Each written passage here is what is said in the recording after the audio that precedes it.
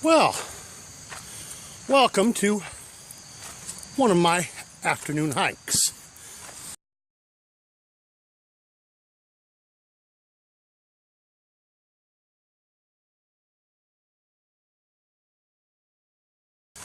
And unfortunately, today is an overcast and gray day.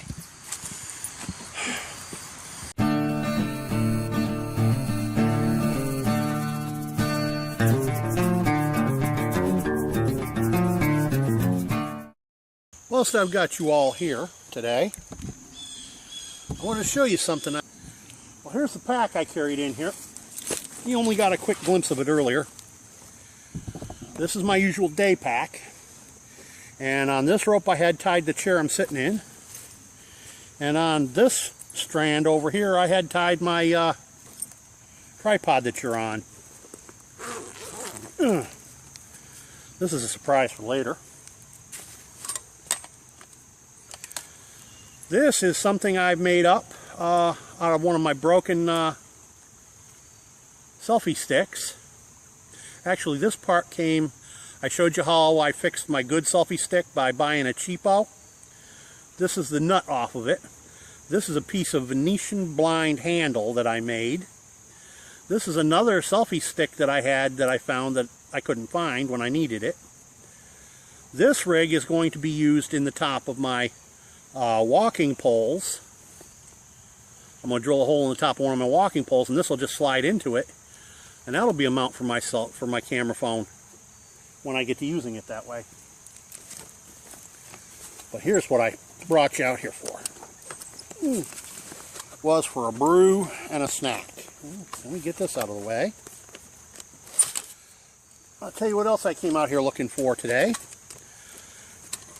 Is some wood. But I'll get into that along with that red item later.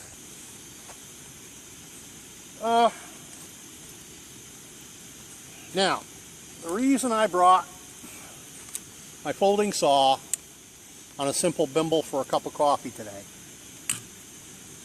You all haven't seen this yet, and I've mentioned it a few times to some folks in comment. But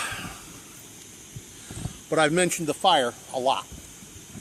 In June of 2012, the 20th of June to be precise, my anniversary, an arsonist decided my Dodge Ram would look better as a charcoal briquette than it did as a truck. One of the items that the insurance would not cover, because they were gifted to me, I had no receipts to prove their value, well, most of them were, was my wood carving set. It belonged to my granddad.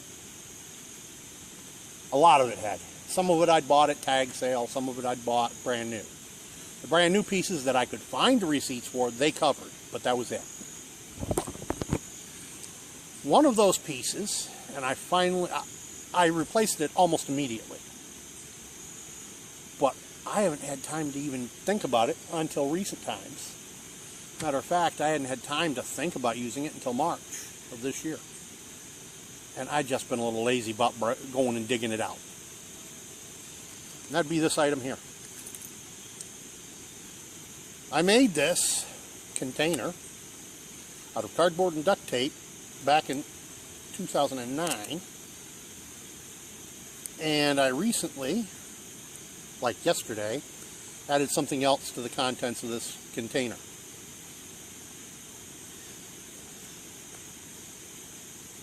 My first replacement carving knife. And in the near coming days, you'll be seeing me making use. Yes, the leather is what I added just the other day, just to protect the blade. Up until now, this has been housed in an eyeglass case, and I didn't like the eyeglass case. Well, it was just a little case that covered the blade. I didn't want it cutting into the cardboard. So,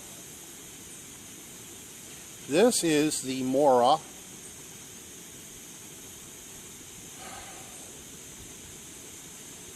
162, I think. It's 162 or 164. I can never keep that straight in my brain. It's been so long since I ordered it, I'm not sure. But the important point is,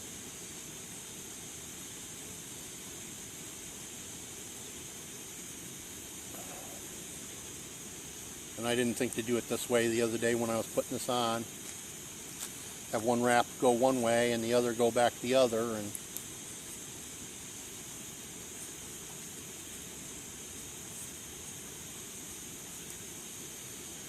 anywho, one of the things, as I was saying, I brought the saw along was to get a piece of wood.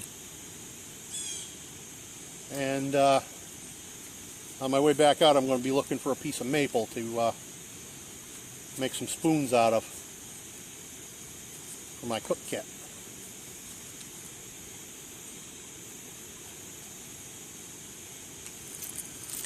Oh, bother.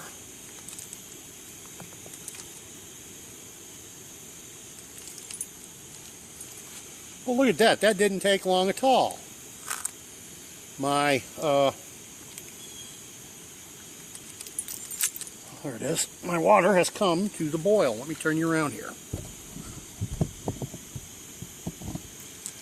Wowzer, wowzer, woo, woo, woo.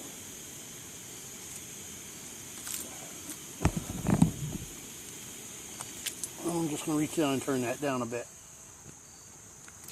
For now. You know, I think that sucker went out, but that's okay too.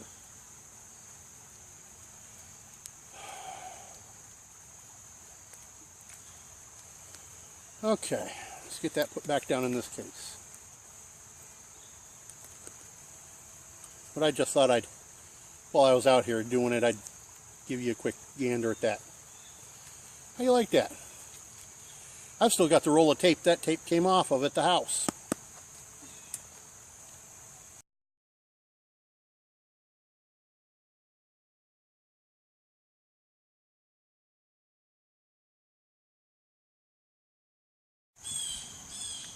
Whilst I've got you all here today, I want to show you something I've been working up for myself to add to my little fire kit.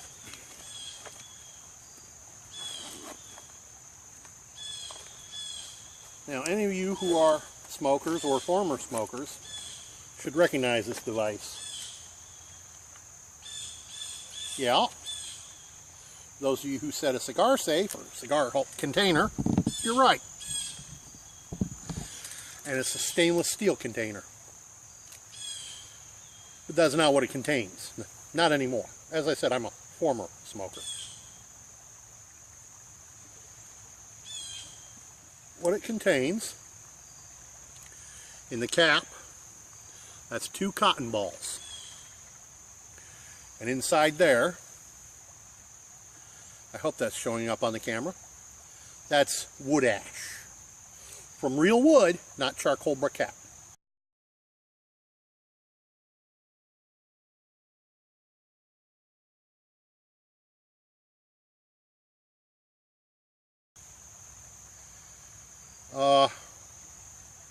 The contents of which, both sides, would be used in conjunction with this fire roll. Notice I did not say the R word. This never has been, never will be known on my channel by that name. Personally, I think the guy was a thief. Don't get me wrong, I suppose it's possible. They say, historically speaking, people have invented the same thing separately on their own at about the same time. So, okay, theoretically, he might have thunk it up for himself on his own. But he didn't invent it. Because I can tell you, no less than 150 years before he came up with it, according to his book, the Native American peoples of Florida and North Carolina were doing the exact same thing. Only we didn't use cotton. The Native American peoples, my ancestors. I've made this clear before, I'm a mutt. but only 1/8 of my mutt is made up of European heritage. The rest of it's a Heinz 57 of First Nation tribes, which include, but not limited to, the 2 of the 5 civilized nations of the Iroquois Confederacy, the Cherokee. Matter of fact, I have both Eastern and Western bands represented. I have,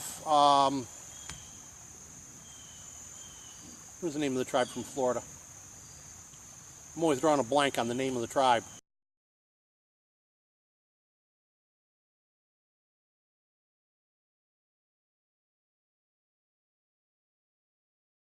Osceola's band. Remember his name, no problem. I can't remember the name of the tribe. But I digress. And about, God, was it 10, 12 tribes total? Also including the Sioux Nation, whatever. For instance, the name of my channel comes from the Apache. Now, I've mentioned that before. It means bad temper, Embarado. But this comes out of Florida and North Carolina into my hands. The process of making fire roll. My grandmother taught this to me in 1950? 50 or 51. I was about 5 or 6, I don't recall exactly now. So if I was learning it in 1950 or 51, how is it he's claiming to have invented it in 1960? You see the point I'm making here. And my grandmother, when I was a boy, notice I didn't call her Granny, even though I liked that term. She didn't. My grandmother told me that she learned it from her grandmother, and her grandmother from her grandmother. Now we're talking before 1800.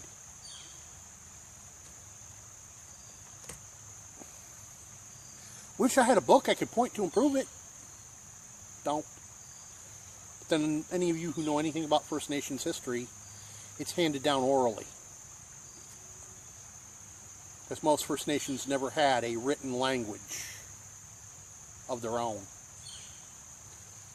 Matter of fact, I think there's only one that had a written language, and that wasn't until mid to late 1800s.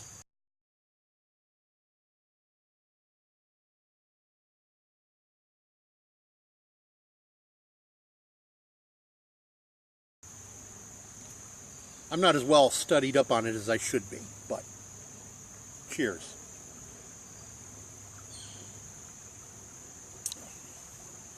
I just thought I'd get these thoughts onto videotape, and I'll try and cut in a title frame somewhere along in here to give you the name of the dude from the Cherokee Nation that came up with their written language, and name of the tribe from Florida. As I understand it, that's the origin of it. I'll tell you this much. The way I learned fire roll, we didn't use cotton. We used natural fiber, like things from, well, just for instance, the stinging nettle or wood nettle plant. My grandmother also taught me using the fibers from yucca leaves. Though she told me yucca is not the traditional fiber for this, but we had it and it worked, so she showed me how. This is how I learned fire roll in 50, 51-ish. Why have I not bothered to put this up on my channel? I mean, showing me doing it. Because guys like David West have done it to death.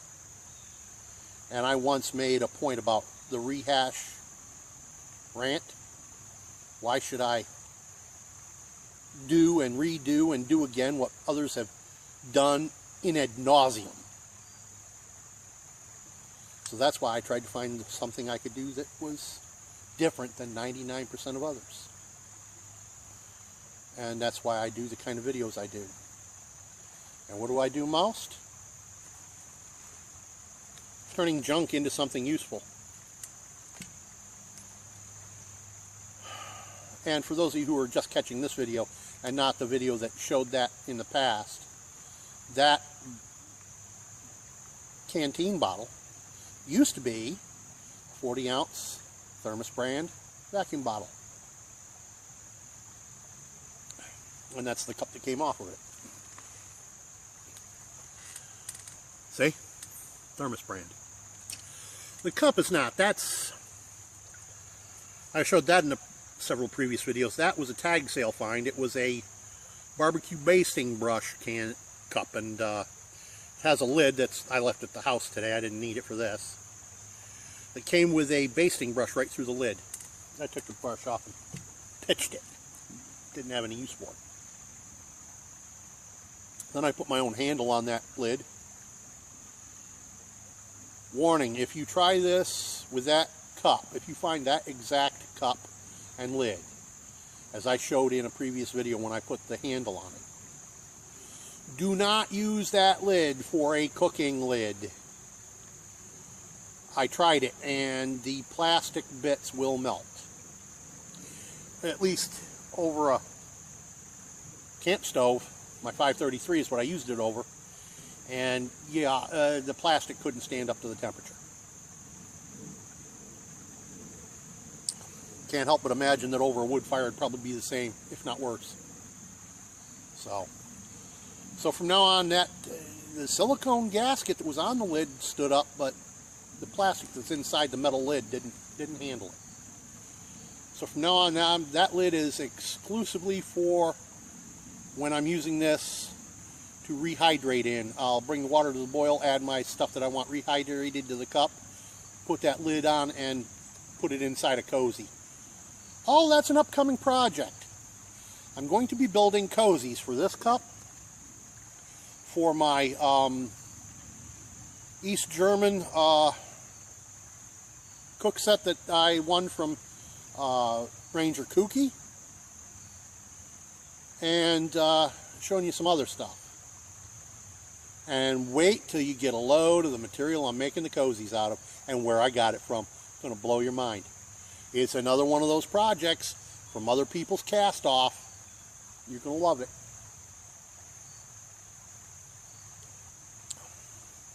And when the weather cools down a little bit more so I can actually get outside and not sweat to death, I have a stove build coming up from another item that technically is considered a cast off because of how and where I got it. And you're going to love that one too. I promise you, you will. So for now, this is Embrado at Embrado Smithing Woodcraft. Peace out. By the way, don't forget to